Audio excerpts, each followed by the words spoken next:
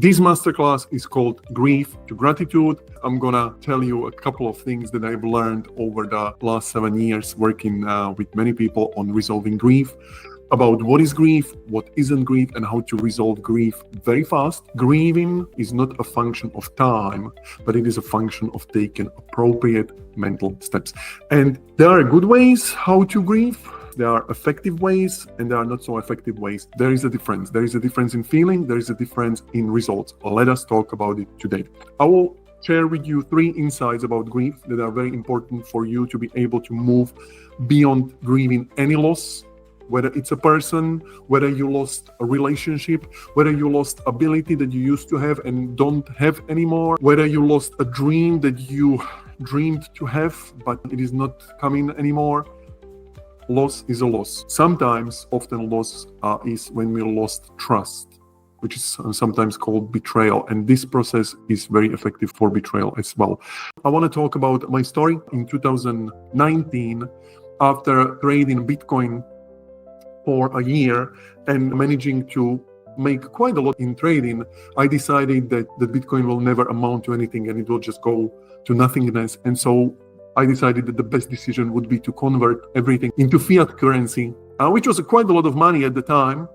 But looking back at it afterwards, after about 2 years, I realized that I lost quite a lot of money. I was saying, I lost about 2 million. This grief, this losing so much money and all these values that I connected to this difference was with me for the next 2 years. What didn't help was that shortly after we were expecting twins and we lost them in a miscarriage, which added another layer of grief on top of it.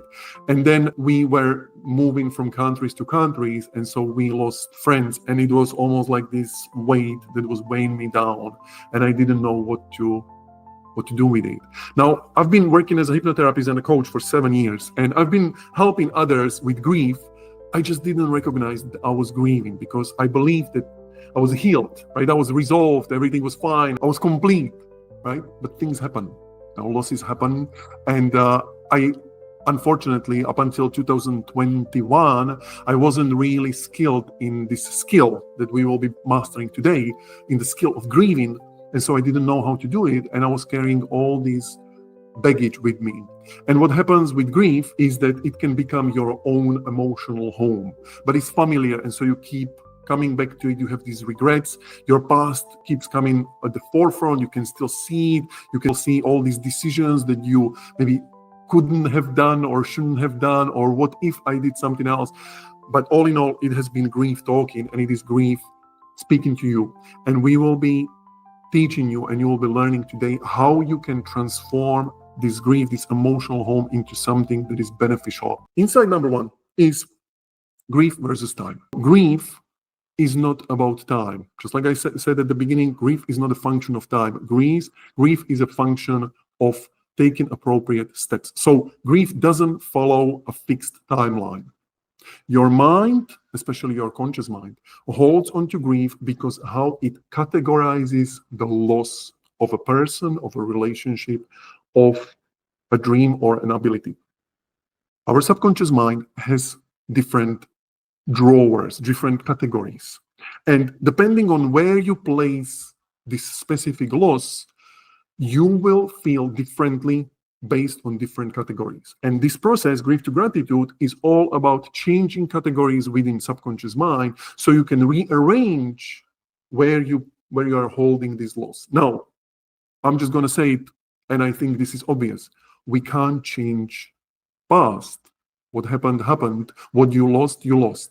But we can change the category in which you hold it, how you internally represent it, and especially how you feel about it. And that's what you're gonna learn today. So the right process can resolve grief not in years, not in months, but in days. And this is insight number 1. Insight number 2, grief versus love. So now, many people consider grief to be unexpressed love, right? Some people actually carry it as a badge of honor, right? They carry it as a I lost this person, I lost because they passed away, or I lost the relationship, and I did not express the love. And so this grief is something that I'm holding dear and close to my heart because it is the love that I unexpressed. Now, this can work for some, but it doesn't work for many. And it's actually adding more onto the pressure, onto the nervous system. It's adding more onto the pressure of physical and mentally. And it is not this light feeling, but it's actually heavy feeling that people carry around, right? Grief is often love without direction, right? Expressing what was left unsaid. And we will be talking, one of the steps in the grief gratitude process is the technique that is Hawaiian technique that is called Ho'oponopono. And this technique is very powerful for you being able to express everything that you did not express in the very short period of time. And then when you do it, the grief will stop being something that you carry around and will indeed transform itself into a light and positive and empowering qualities and values. The third insight about grief is that grief versus lost values. The fact about grief is that we usually grieve loss of values and loss of qualities. I can see the mistake here. I'm just going to correct it here. Some part of me was jumping in to correct it. So now, when we lose somebody, when we lose a relationship, when we lose ability, or when we lose a dream, we often associate specific qualities to that specific loss, right? And because this person is not here anymore, let's talk about the loss of a person, is not here anymore, we feel that we lost these values. But the truth is that we don't really lose these values. And I'm going to show you experientially. You don't have to believe me, you will feel it as you go through this process. And let me just provide one example, and that is, imagine, and you don't have to imagine, I'm just going to tell you a story. 2 years ago, I was working with one of my closest friends on grief because he had lost his father, and it was the last member of his family. And so he felt like he lost this very important secure base for him, right? Stability and safety and security, everything just disappeared because the father was not there anymore. And when we were on the call, before we did this process, I asked him, okay, I want to ask you to imagine and pretend that your father, who represents all these positive qualities to you, has his sworn enemy, somebody who hates him beyond expression, like you can't even describe it. If we were to ask this person, would he say that he lost the same qualities? Or maybe would he describe that he actually lost negative qualities, right? All these things, or like he considers your father to be all these bad things were represented in him. Now, if this is indeed true, that two people can represent the same person differently, then where these qualities, did they reside in that person? Or was it our mind, consciously or unconsciously, projecting and outsourcing these qualities into this person? Now, this wasn't for me to try to convince him that his dad doesn't contain security and safety and this secure base for him. It was for me to open up slightly to realize that the qualities that we project onto other people are not residing within them, but they are as a reflection. What we admire in them is our reflection. And healing is not about moving on with the weight of the grief. Healing is all about understanding and having experiential knowledge that those qualities never resided in them, and that we can now reclaim those qualities back inside of us. And once this is done, we can realize the truth. And I'm going to be talking about the truth very soon. I promised 3 insights, but I have one more. And that is that grief prevents manifestation. Now, for some of you who know David Hawkins's levels of consciousness, you can notice that there are different emotional vibrations. And grief, as you notice, is somewhere down at the bottom, right? So there is shame. We worked on shame last week. We focused on grief. We will focus on apathy very soon. But we are focusing today on grief. And what is important is it's not only the vibration of grief that kind of overtakes and derails your entire life, because you become consumed in this grief and regret, and you can't really see anything out of that. But it's really not only in the improper focus, but it's also in the fact that when you are residing, when you are living your life in emotional home of grief, your past, whatever happened in your past, is occupying present. What happens with grief is that grief is kind of having this gravitational pull on all the present things, or all the past things that you feel you lost, and they keep coming and resurfacing, and they're kind of orbiting around you. We will take care of that, right? It's the first step we will do. But it is hard to move forward. It is hard to see the light at the end of the tunnel, because the tunnel is full of what could have been, should have been, or what if I did this and that and that. And so it is not only the frequency, which is very important, but it's also the cognitive experience, how you do grieve, and how grief, like, it's normally done by people, that makes it quite difficult to manifest. Like, when we talk about manifestation, many people are like, oh, this woo-woo thing. I mean, if you don't understand, if you don't believe in manifestation, it doesn't matter. It will still happen to you. It's like gravity. Unfortunately, it will happen anyway. But I'm not talking about just only about wishful thinking. I'm talking about the energetic vibration, and I'm talking about specific cognitive experience, that when you can't see forward because the past is occupying your present, then you can't manifest, you can't move forward, which makes complete logical sense. Now, there are two things that I want to share with you. Number one, let us talk about energy. And I'm just going to be very brief, but this is very important to understand. We know now, since 1850, something that is called the first law of thermodynamics. And this law states that the energy cannot be created or destroyed, only transferred or converted from one form to another. All in all, what I'm saying here is that there is not a single person watching this masterclass now or on the replay who is as old as us knowing this. It's 175 years that we know that energy cannot disappear. It can only change forms. And so if you believe that you have lost something, I'm sorry to break it down to you, but you are misunderstanding, because you only lost a certain form of it. You can't really lose the energy, now can you? The second insight that I want to share with you is about grieving periods. So now, different cultures have different grieving periods, right? We can go all the way back to ancient China, where there was prescribed that you need to be grieving for up to 3 years after you have lost your spouse. We can go to Victorian England, and where there was prescribed that you are supposed to grieve for the 2 years, right? Or we can go into modern Ireland, where usually Irish, they hold wake for 2 to 3 days, where there is this big gathering of people who come together, and for the most part, after this period, they seem to move on. Now, because there are different cultures grieving differently and different periods for grieving, it is not about timeline. I'm coming back all the way back to the first insight that I was sharing. It is not about the timeline. It's all about taking appropriate steps. And now, one last thing about grief, and then we are getting into the work. We are starting the workshop right away. Now, how do you do grief?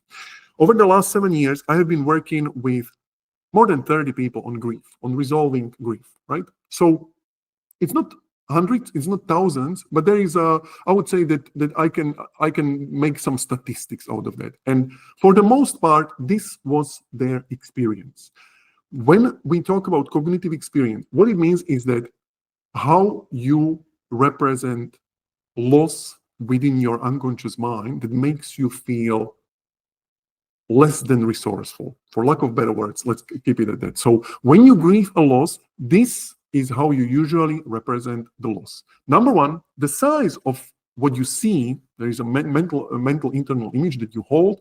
The size is usually small. You see the person very small, or you see the the object that you lost very small, or you see some representation of the ability that you used to have but you don't have it anymore, or you have a dream that you held in your mind and now it kind of shrunk down and it's very, very, very tiny, very small. Number two, usually the color disappeared from this image. Like when I ask people how they represent the loss, it's very small and it's usually either black or white, or it's just faded, it's just, there's no much color.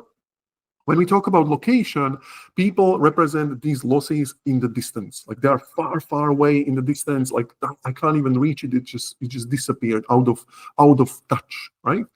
And when we talk about movement, this is usually a still picture. So there's no movement to it. It's like this still picture, this faded photo somewhere in the distance, right?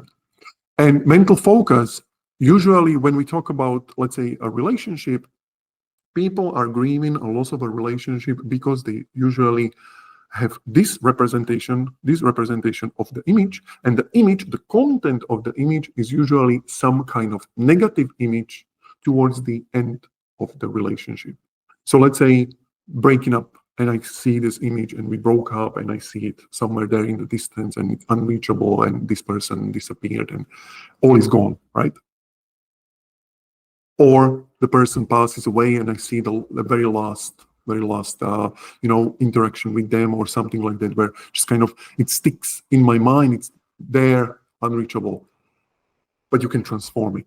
And we are going to move into the very important 7-step process that I call grief to gratitude. And I'm going to guide you through this process. I'm going to explain the steps so you can learn it and you can use it not only for the losses that you might be still grieving about the past, but very important to mention that you can use it as a skill going forward for something that is called grieving. What this means is that you can grieve somebody or something that is still present, but you want to be able to be fully present with them. So not be attached to this, what will I do if I lose you, right? Just to give you a short explanation, I was grieving the loss of the twins for 2 years. And when I learned this process, or when I realized, hey, I'm grieving, let's do something with it, it took me about 2 weeks to go through it. Like hit and miss, I realized, okay, this is the step that I need to take, this is the step. I felt, after 2 weeks, I felt resolved. Now I improved it, and I was much faster. But ever since, I not only grieved everything that I ever lost, but I also grieved everything that I still have. So my daughter, that is now 5.5 years old, I have grieved the loss of her. My wife, that is with me for, now it's 2025, so whoa, about 17 years, I grieved a loss of her. My unborn child that is being born in 2 weeks, 2-3 weeks, we will see when it is going to happen. I'm very excited. I grieved a loss of my son. Why? Because I want to be present with them. Because I want to be present without this attachment, without this like, whoa, I can't live without you. Of course I can. And it is only when I can live without this attachment that I can be fully present. You see, many people come and become present as an escape mechanism, because I can't look at the past. It's just so horrible. It's, whenever I look at I don't even mention it, or they can't face the future. So it's like, oh, let's just stay locked in the present, When you let go of this cloak, when you let go of this blanket of familiar but not really pleasant grief, then and only then can you be fully present. And let me assure you that is 100% worth it. Let us move on to the workshop part of this presentation. Step number 1, timeline setup. Number 2, TFT tapping. Number 3, grief resolution. Number 4, I'm going to show you how to express emotions. Number 5, the total truth process. Number 6, Ho'oponopono meditation. I already mentioned it a little bit. And number 7, your very own letting go ritual. That is what feels right for you. So now, timeline setup. There is a MP3 recording that I will provide with this masterclass. But timeline setup is something that is very important, especially when we deal with grief. Now, Because we live in a time-based society, all of us have representation of time, right? We have some kind of representation, internal representation of the past and on the present of the future. And all of us carry some imaginary timeline of events. There are usually two good setups for timeline of events. Either people have past on the left and future on the right, or what I often and kind of always guide my clients towards, and I wrote it here, is that the past is imaginary timeline that is spreading behind, so it doesn't occupy the present, right? The present is inside me, somewhere here, somewhere in the chest area where it feels warm and spacious and where it feels really present. And the future is ahead of me, right? Now, there are two ways of setting the timeline. There is a fast timeline, fast way of setting the timeline, and there is a slow way of setting the timeline. Both work. I'm providing the slow timeline as an MP3, so you can go through it. It's 20+ minute recording. When you listen to it, you will set up your timeline exactly like this. So the past will be behind, present will be inside, and the future will be ahead of you. But the fast is quite simple, that I use often with my clients, and then I'm just going to ask them, okay, close your eyes. And now as you are watching it, I'm just going to invite you to do the same. So as you close your eyes, I'm just going to ask you to feel into where you feel your past is. If you could tune into 30 minutes ago, excuse the noise from outside. If you could tune into 30 minutes ago when we started this masterclass, where would you feel yourself being? Would it be on the left? Would it be behind? Where specifically would it be? Right? Just feel into it. And then you can feel into where your present is.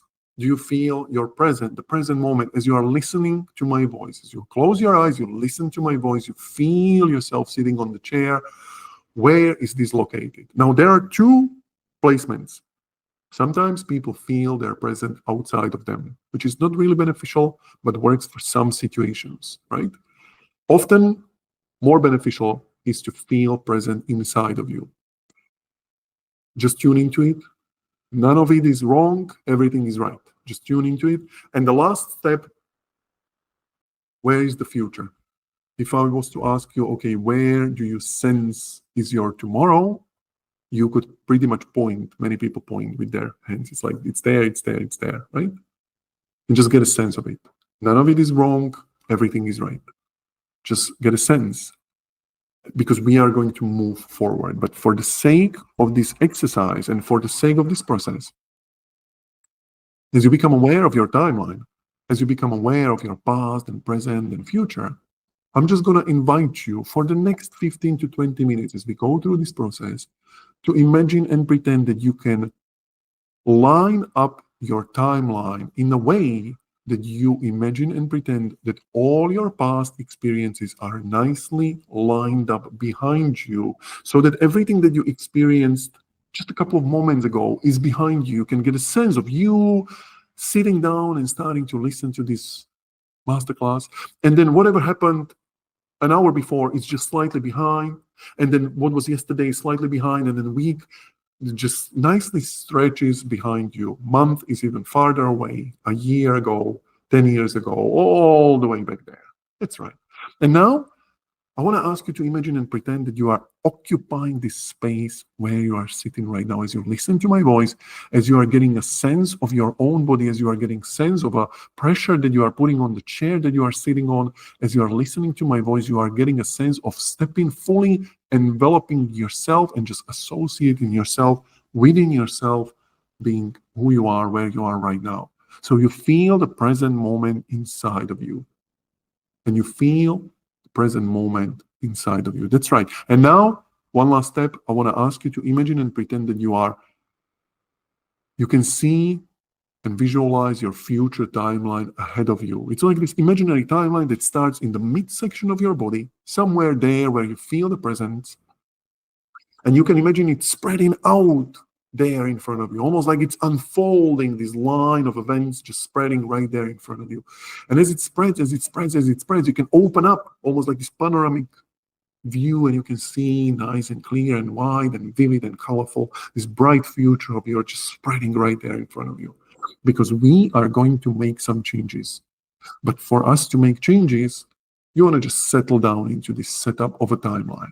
So let me just repeat. Your past nicely spread behind you, so nothing occupies the present moment. Everything is just behind. You can leave it behind. That's right. And the present moment is inside. You can feel it as you feel your breathing. And the future is right ahead of you. And when you are ready, you can open your eyes, because we are going on to step number 2. And again, I'm going to share all these steps with you, but we will do them today up until the step, I think, step 5, because all the rest will be up to you to finish afterwards. Now, TFT tapping for grief, very simple, very effective. I would like to invite you now to imagine and pretend if we work on a specific grief, on a specific loss. I want to ask you to imagine and pretend that you can see the person, the object, the whatever it is that you lost, let's call it the loss, right ahead in front of you. I want to ask you to imagine and pretend that you place it somewhere ahead of you, and you can imagine that you are seeing it slightly above your eye level, and you are focusing your eyes as much as you can on this loss, on whoever it is, whatever it is that you lost. You just place it there, and you try as much as you can just focus on it, not trying to look anywhere else, not trying to do anything with it. You're just inviting it into space, because TFT, thought field therapy, works on this very effective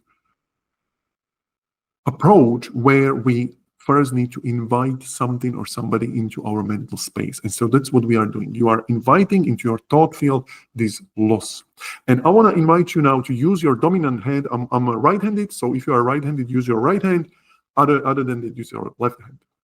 And we will be tapping specific points around your whole body to allow the energy of grief, the stuck energy of grief, to start moving. As we are tapping, it will start moving. You can feel it. You don't have to feel it. Doesn't matter. We will just go through this algorithm. So as you are focusing over there, we start with SH, which is side of the hand. You are focusing on that person right there, and you are tapping side of the hand as you see me right here. As you are tapping, tapping, tapping, tapping. That's right. 15, 20 times, whatever works, right? Now you are tapping, UN is under your nose. So you are tapping under your nose, and you are looking at that loss over there. Can transform, it doesn't have to, you're just tapping. Then we go into CH, which is chin. So we are tapping in the middle of the chin, focusing on that object, on that person, on that relationship, whatever we can see, feel, hear. Then it's MF, which is middle finger. We are tapping middle finger next to the nail, close to the thumb. So we are tapping middle finger. And again, just focusing, tapping meridian points, unlocking, unblocking the energy. And then the last is OE, which is outside edge of the eyes, so the temples. We are tapping, tapping, tapping, and looking at the loss, whatever it is that we lost. You can place 2 million in Bitcoin. You can place twins. You can place the person that you lost 6 months ago. You can place the dad that passed yesterday, just like my friend 2 years ago did when we were doing this process. And now we continue tapping. We are tapping EB, which is eyebrow. As we are tapping, tapping, tapping, at the beginning of your eyebrow, trying to look through the tapping fingers over there. We are tapping underneath your eyes. So E is underneath your eyes. And you can even feel. Sometimes it feels like something is shifting, so you want to stay there. In this case, I'm feeling something here, so I'm just going to stay there for a little bit. Then we are moving on to A, which is under your armpit. It's just under your armpit, about 10 centimeters. Don't know how many inches it is. I'm going to guess 3, but I'm not sure. Let's just go with it and just tap under your armpit, just so. Tapping, tapping, tapping. Then we are moving to C, which is beginning of collarbone. So collarbone goes all the way here. We are beginning over here, just in the middle. Or you can decide to tap with your hand like this, whatever works. And again, just focusing on the loss. Then we are moving on to IF, which is index finger next to the nail. Again, side closer to the thumb. And again, just focusing on the loss. Very good. Now, again, collarbone. Again, C. looking over there, and we are moving on to the last tapping spot, and that is TF, which is tiny finger, and again, just next to the nail, focusing on the loss over there, and then collarbone once again. And this is beautiful. And now I'm going to invite you, we are going to run together through 9 gamut sequence. Now this might be weird, but I don't care because it works, and it worked every single time that we did this. So let's just follow. There is this spot between the pinky and the ring finger. There's this soft spot over there. And this is something that we are going to tap. So you can turn your hand, whatever, but we are going to tap constantly, and we are going to do these steps that I wrote there. I'm just going to guide you through them, but just keep tapping the same spot using your dominant hand and tapping that 9 gamut spot for these 9 steps. Number 1, you are holding your head straight, you are looking at that loss over there, and you close your eyes for just a moment, and you tap 5, 7, 10, 15 times, tapping, tapping, tapping, tapping. Then you open your eyes, you are looking at that loss over there, you are tapping. Then you hold your head straight and you move just with your eyes. You look down to the right, just so, looking down to the right, keep tapping. And you move down to the left with your eyes and you tap. Very good. Now I wrote 360 eyes left. So you go 360 with your eyes all the way down. Like I said, this might be weird, but I don't care. We are just moving your eyes 360. Then we move 360 right. So we go all the way, once again, all the way. Very good. And now we are humming a couple of sounds, right? We are humming with our mouth closed out loud. So you are just singing to yourself.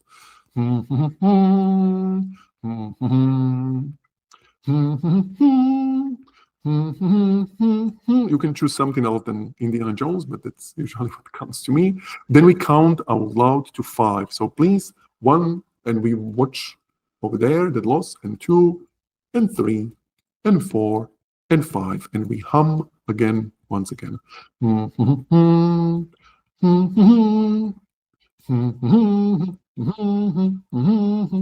I said it might be weird, but it's due to my singing abilities, which I believe are out of this world, right? Whatever that means. Let us continue tapping. We are watching that loss over there, and we are tapping at the beginning of eyebrow, and we are tapping under the eyes, and we are tapping under the armpit. We are kind of repeating the same sequence that we did before. We are tapping at the beginning of collarbone, looking at the loss over there. We are tapping at the index finger. We are tapping at the beginning of collarbone. We are tapping index finger. Oh, sorry, tiny finger. My apologies. We are tapping tiny finger. And then the collarbone. And this is, ladies and gentlemen, this is done. Quite a long sequence, but if you learn how to do it, you can finish it in like 2 minutes. And now we are prepared to go for the step number 3. Now, any questions, please write them down. We will get to them at the end of this masterclass. Step number 3, grief resolution.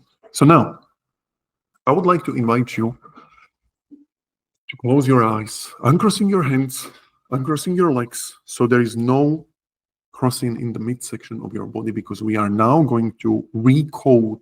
We are going to change categories for how you internally represent the loss. Once again, I want to just say at the very beginning is that you will receive the grief resolution MP3, where this specific step is recorded, it's pre-recorded, and you can use it for any loss that is coming from the past or going into the future. You can repeat it as many times as you need.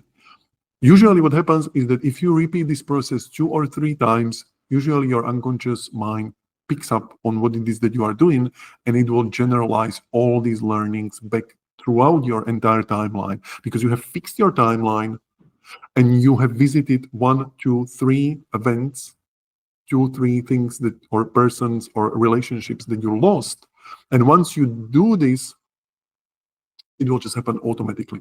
And then it's much faster for you to move through any and all losses, past or future.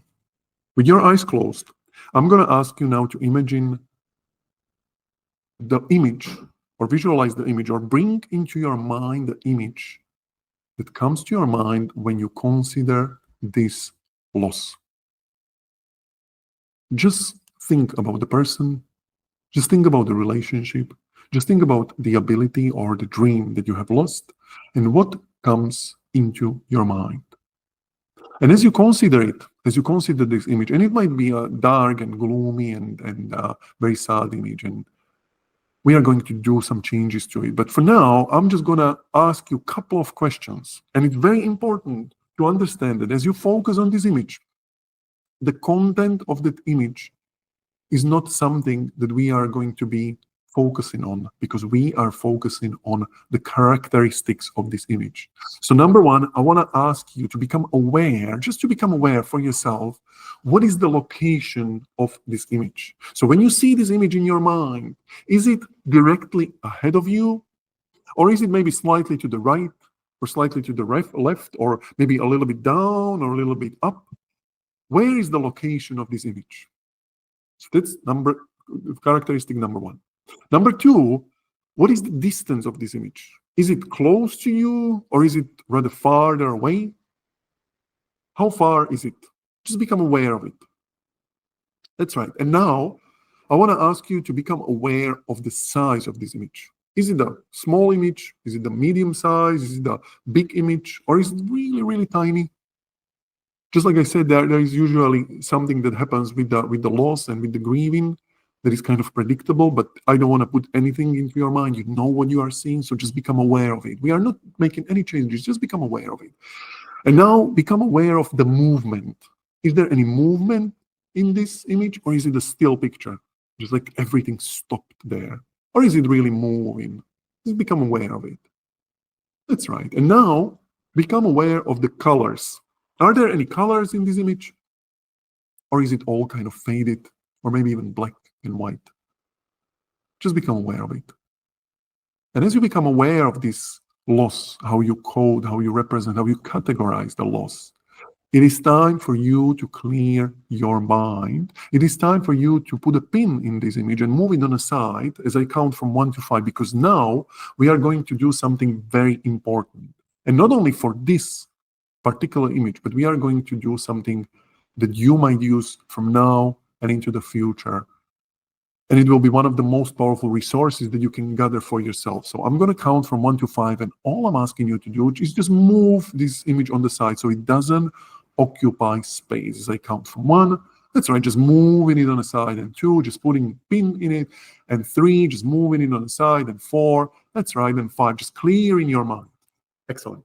And now, it is time for us to identify something that I call space of presence. And this might take just a moment for you to figure out. But once you figure it out, it will be one of the most transformational tools and techniques and realizations that you can apply over your entire lifetime, going back and into the future. Space of presence. I want to ask you now to think of a person, a completely different person, right? If you are dealing with the loss of a person, then I want to ask you to think about a completely different person. A person that when you think about them, it feels almost as if they were just right next to you, even if they are no longer present in your life.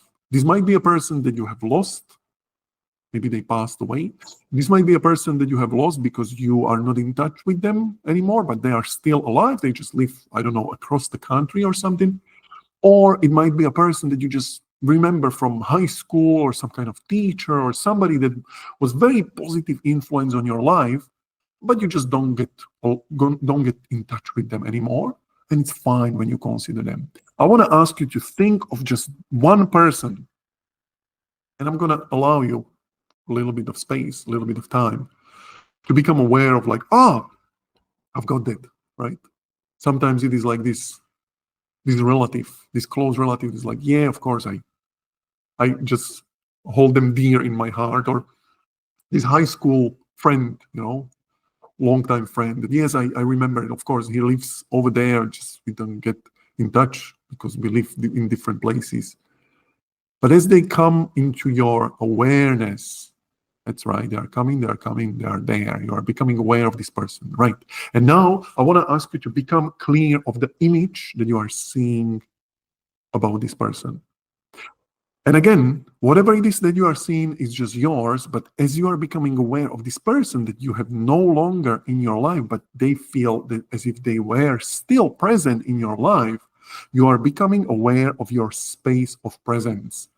And let us find out what it is and how you categorize space of presence internally.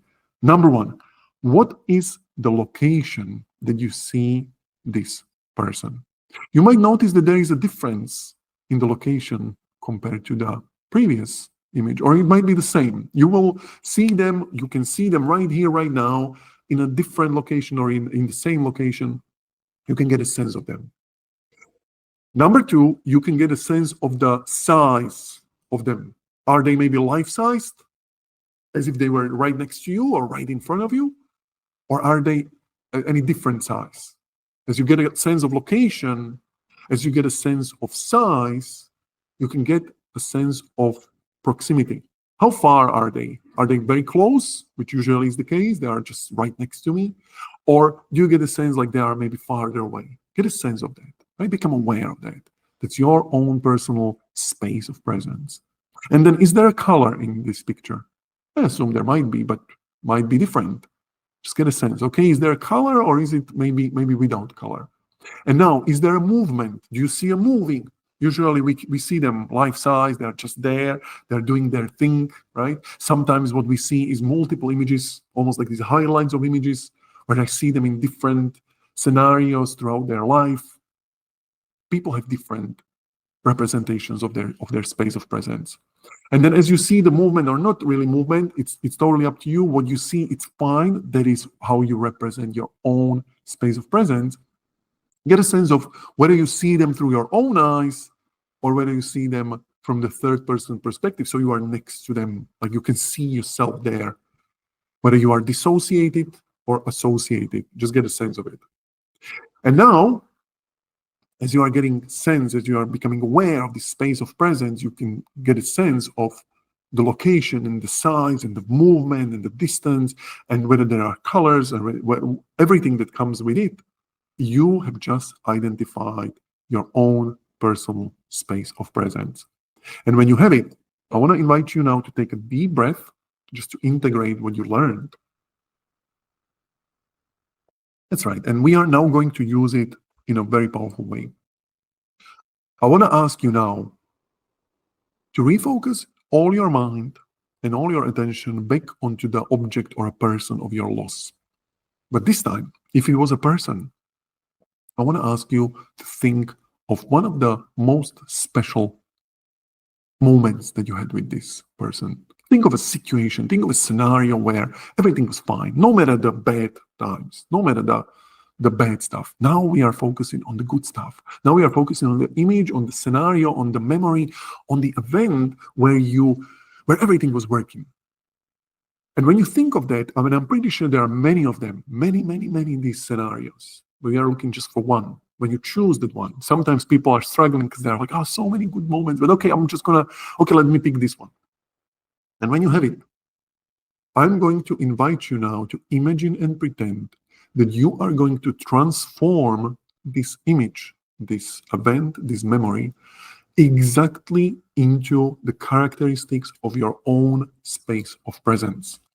So if you, in your space of presence, see the person life-size right next to you, I want to invite you to transform this image that you are seeing, this good experience, into life-size image of this person next to you. If you see them in color, put their color. If you see the movement, just put their movement. If you see them dissociated, so you see them from the third person, see them like that. If you see them associated, see them like that. If you see them really big and bright and colorful right next to you, transform all this into that special space of presence. And as you are doing it, it is happening, it is done. You can notice how you immediately start to feel differently towards this person. But now it's time for us to not stop, to continue. I would like to invite you to imagine multiple situations and scenarios, almost like highlights. Imagining the highlights of that experience, of that relationship, of that person, of that whatever it is that you are dealing with. I want to ask you to imagine highlights of, if you are working on the person, on the relationship, imagine highlights of this relationship, all the good stuff. And as you are seeing it and putting it all, transforming it one by one into the space of presence, you are seeing more and more and more and more and more of these qualities, more of these wonderful, beautiful images, all transformed into the space of presence. I want to ask you to become aware of all the values that you cherished about these experiences. And some people value different values in different relationships. Some people value closeness. Some people value intimacy. Some people value adventure. Some people value love. Some people value unconditional acceptance. Some people value different things about different relationships. But as you are reviewing and watching these highlights, this review of these wonderful, powerful images and putting them and transforming them into your own space of presence, you can get a sense of these values. You can get a sense of what they were. And as you are seeing these values, you can imagine in a different location a specific symbol. It can be an object, it can be a symbol that becomes almost like a carrier of all these values. You can imagine that you are a magician, that you are a wizard, that you are now conjuring up this specific symbol in a different location. And as you are seeing these highlights, as you are seeing all these wonderful qualities and values represented in all these images, you can start to transfer, kind of extract all these values and putting them, allowing them to float into this symbol, float, becoming powerful, becoming really charged with all this love and compassion and whatever it is flowing there, this connection, everything that is flowing inside. And now as you are becoming aware of this symbol, I want to invite you to take one more step, and that is to imagine a future scenarios where you can see yourself in the future in a similar situations, maybe with yourself, maybe just by yourself, and maybe with others, going out there and being fulfilled by all these qualities and values once again. And you, maybe because this is about future, maybe it's not really clear, right? Maybe it's a little bit vague, but it's totally fine. We just want to ask you to imagine and pretend that you see multiple scenarios right there ahead of you, and you can see how different scenarios turned up, but you still see these qualities with this symbol right there represented right there in front of you. That's right, you are doing it, and it is done. Well done. That's right. And now, one last step in the grief resolution is I want to ask you to imagine and pretend that you are looking at your hands. That's right. You are now imagining and pretending that you are looking at your hands. And then as you are looking at your hands, you notice that in your hands you are holding a playing card. You know, one of those cards that you play cards with. And you can see just one card. And as you look at your hands, as you see this card, you can notice that on this card, you can see an image, a picture, a scenario of you from the future fulfilling the very same qualities and being fulfilled by the very same values. And as you see this card, as you see yourself, you can notice that there is also the symbol that you just represent, that you just conjured up right there on the card, on that playing card. And the more you focus on this card, and the more you focus on this symbol, you notice that the more you focus, the more cards there are. You can see these cards being multiplied. As they are opening up, they are multiplying, and suddenly you are holding the whole deck of cards, where each one of these cards has a slightly different future scenario of you fulfilling these qualities, but all of them contain the very same symbol that you just infused with all these qualities. And as you are looking at this whole deck of cards nicely spread out in your hands, I'm going to count from 1 to 5. And when I get to 5, you will imagine and pretend that you are casting these cards away. You are throwing them, you are releasing them away and releasing them into your future right there ahead of you as I count from 1 and 2, that's right, and 3 and 4 and 5. You can just imagine and pretend that you just release all those cards as they're flying into your future, dispersing all across your future timeline. You can see them nicely populating your entire future timeline. And some of them, as they're falling right there in front of you, settling down, some of them are settling down right there ahead of you, just a couple of steps ahead. And some of them, you can see them settling down on the left, some of them on the right, and some of them all the way into the distance. But now, as they're settling down nicely, gently, and comfortably, you can take a long and deep breath and allow yourself to settle as all these qualities and all these cards are settling down in your future, right here and right now. And as I talk, as you listen to my voice, now you know.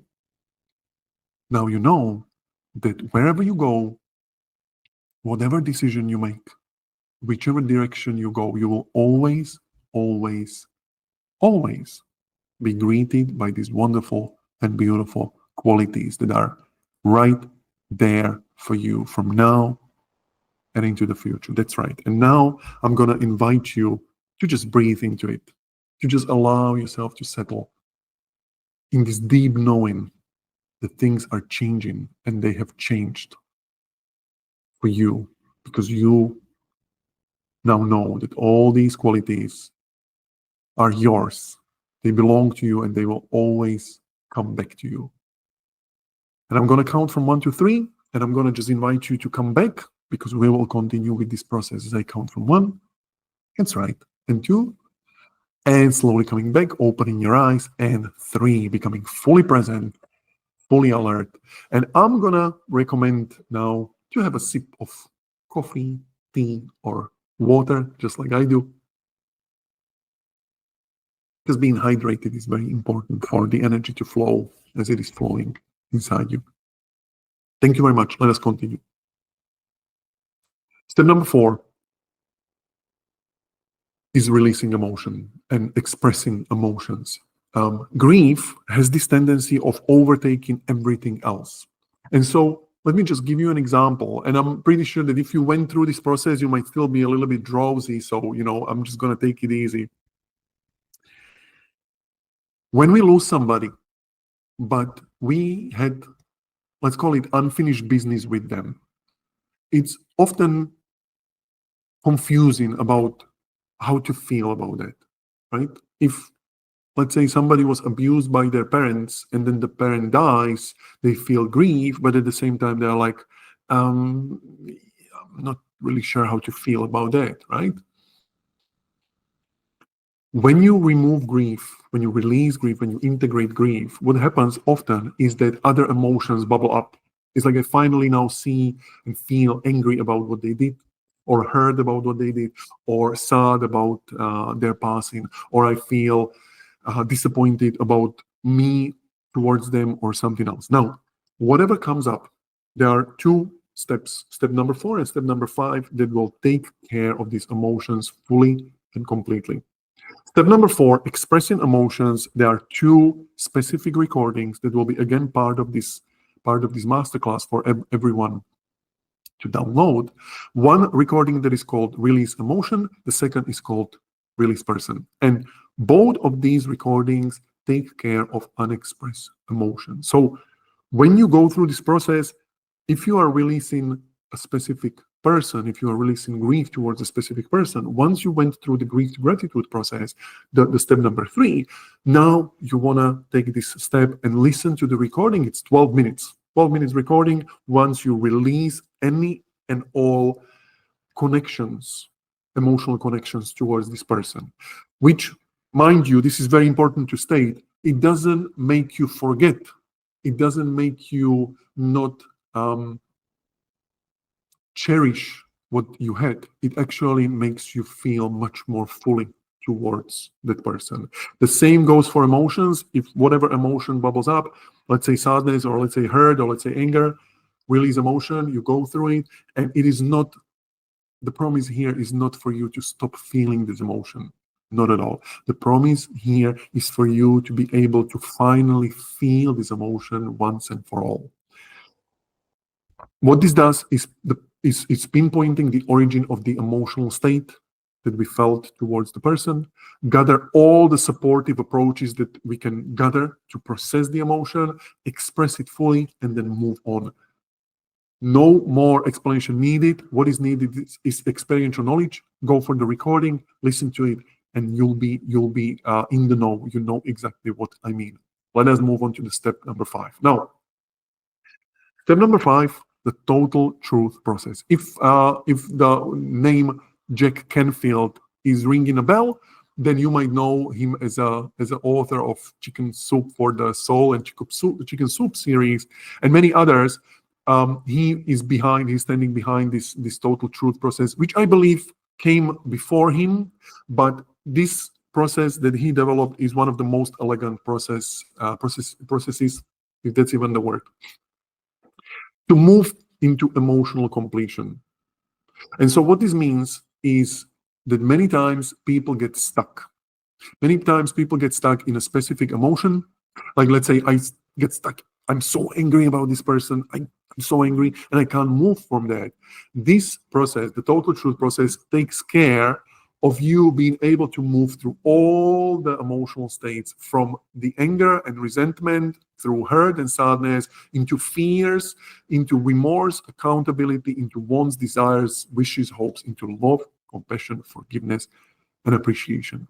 And if it feels like, I would never be able to appreciate, I would never be able to forgive, trust me, if you go through this process, if you take it as the 5th step in this process, it will happen so fast and so effortlessly that you would not even believe. Now, I will share the link to how to do this process in the product once it's uploaded. But let me just say that there are 3 rules to go through this process. Number 1, you are writing a physical letter, so not typing into the PC. You are writing a physical letter because it engages your whole mind, so it's important to write it. And then it's important to have it in physical form, because the step number 7 is exactly doing something with this letter. Now, if you let's say lost relationship and the person, let's say you broke up and you're writing this letter, this is not for sharing. This is not for sharing with anyone. This is for you, and this is for you processing. Right? If you feel like sharing it, great. It's not necessary. You write it with the pen and paper, number 1. Number 2, when you write a letter, you write from the beginning to the end. So you don't stop in the middle. Like I had a client once. It wasn't funny. Now I laugh about it, but I gave him assignment. He was struggling with his relationship towards that, and I was like, I want you to write this letter. These are the rules. Go for it. And then the second session, he came a week later, and he was like, I'm so angry. I'm so pissed off. And I was like, what is happening? How did the letter go? And he was like, well, I started, but I got stuck at anger. I was like, yes, I can see, right? The second rule, when you start, you finish, right? No matter how long it takes, you just go through 6 stages. And the third rule, you spend the entire amount of text or entire amount of time writing on all and each of these emotional states. So let me just say, if you start with anger and you write 1 page of anger, then you write 1 page on hurt, 1 page on fears, 1 page on remorse, 1 page on wants and desires, and 1 page on love.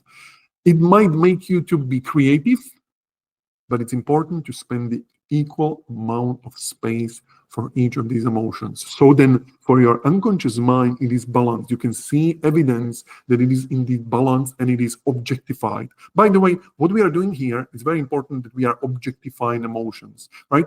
It is sometimes very difficult to deal with emotions because we hold them inside and we are like, I'm stuck with this emotion, I don't know what to do. Well, this process takes care of that. So you can objectify them, you can see them, you have evidence, right? Step number 6 is kind of cleaning the last step. If you look at I'm going a little bit back. If you look at the last 2 stages, or last three stages, right? So remorse, accountability, wants, desires, wishes, hopes, love, compassion, and so on. Ho'oponopono is taking care of these three even deeper. So when we go on to step number 6, this meditation is so simple and so effective, you would not believe.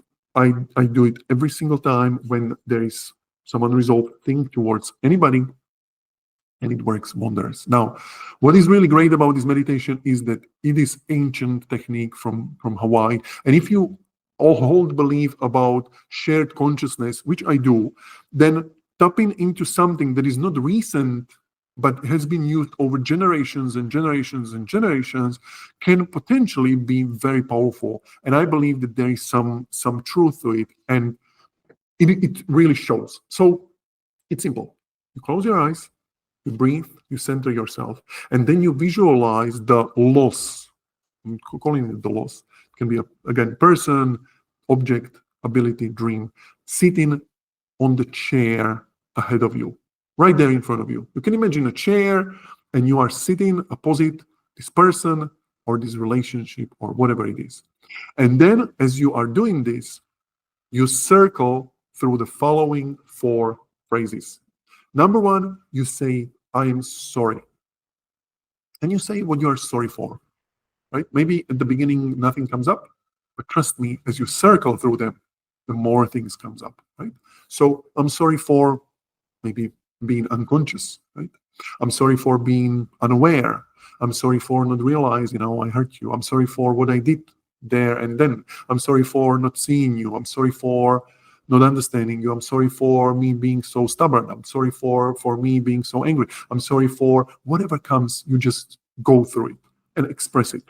And when you feel that you are done, then you move on to the second phrase. And the phrase is, please forgive me.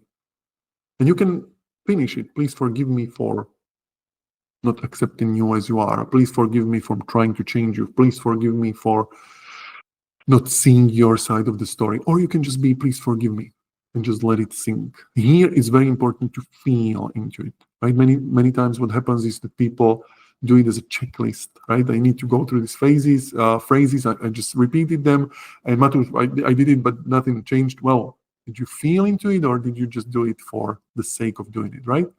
So feel into it. Take your time, take your space. And once you finished with please forgive me, you go on to thank you. Thank you. Just going to thank you. Thank you, thank you, thank you, thank you, thank you.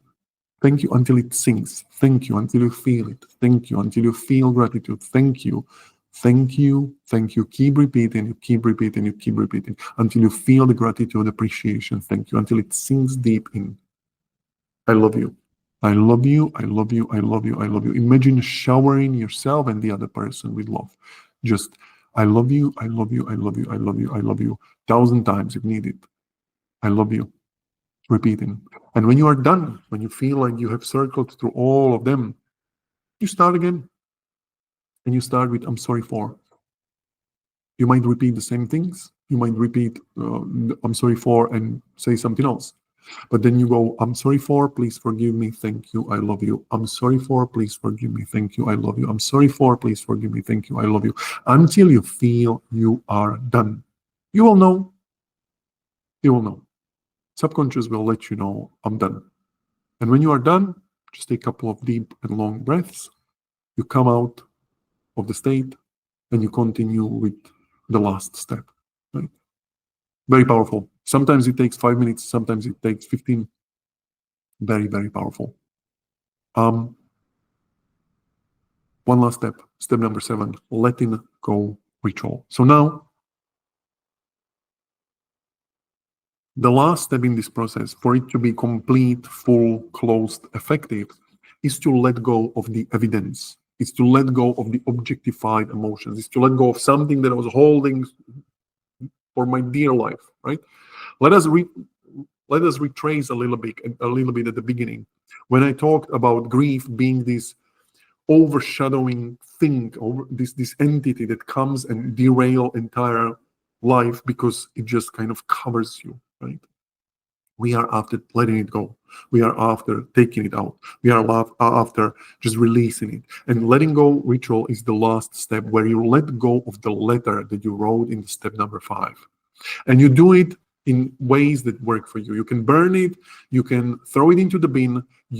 If you are throwing it into the bin, it's very important to tear it apart. If you can send it down the river. Some people flushed it down the toilet, whatever works for you. It's just important to physically dispose of the objectified emotions in the letter. And this is what you do. When I was doing this for my father, for my mother, for all the people that hurt me, which weren't that many, by the way, it just felt like it at the beginning. I burned the candles. I had the candles, and I was just, sitting there and did my Ho'oponopono, and then I opened my eyes, took the letter, and just burned it, and I watched it disappear. Right? Very freeing. Your own way of letting go. Right? Grief to gratitude, 7-step process. So this is the workshop. This is the process, and this process will be available for all the people that are here, all the people that purchase this product, and obviously for my one-on-one clients that get it obviously for free. Now, let us continue. If you are a one-on-one client, this following part might not really be for you, but if you want to stay here, I will appreciate it for the next maybe 5 to 10 minutes, because I'm going to talk about how it is possible to work with me. I have 2, 4, 5 slides, so I think we can do it very fast. Let us talk about how it is and what is my goal. What my goal is when I work with clients one-on-one is to build a solid emotional, mental, physical, and spiritual foundation. I'm not here to fix your problems only. I'm not here to resolve your issues only. I'm here to completely redefine how you see yourself, how you operate in this life, how you function, and how you fundamentally see yourself as an integral part of society. This might seem like a far-fetched thing, but because I did it so many times, I would not go into doing anything else. And when I get asked by people like, what's the end goal? Where are you headed? I'm here. This is what I'm doing. This is what I'm going to be doing, and I love it. Let us talk about the 4 stages or 4 phases that I take my clients through. Number 1, the foundation of any home. Foundation. You build the shaky foundation, you have a shaky house. Don't be surprised that it's all very, very anxiety-inducing when your emotional foundation is shaky, right? Emotional homes are the foundation of all of us. Emotional homes are predominant emotional states in which we were raised. They were implanted into us from the very young age, and now they are familiar, and so we tend to go towards them. 4 that I find very disempowering and that I work mostly with people on is shame. That's why we had the first masterclass for shame. Grief. That's why the second masterclass is about grief. Betrayal and loneliness. Guess what? What the following masterclasses will be about, right? So these 4 are so widespread, especially loneliness after COVID. It's just out there. It just became implanted into so many people, and they are now carrying it all around. But there are ways how to transform these emotional homes, how to de-energize everything that they are based on, and how to replace them and shift them into a completely different state. The path towards freedom and feeling happiness and fulfilled and feeling happy and joyful and excited is not straightforward. You need to first make space for it.